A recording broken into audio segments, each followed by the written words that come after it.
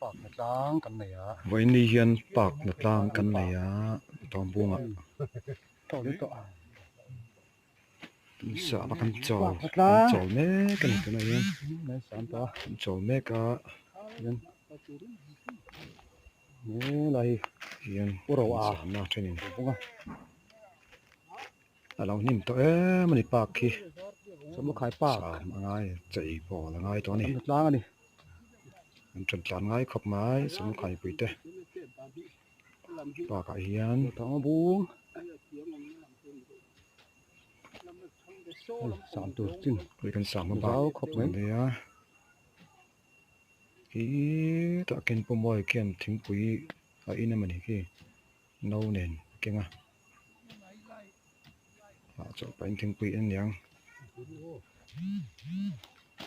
thì cái bộ mồi thính bụi này mình mấy tiểu thính bạc bụi phải là sắm mà này các bạn Christmas về là lẽ nan in mang đủ đón xí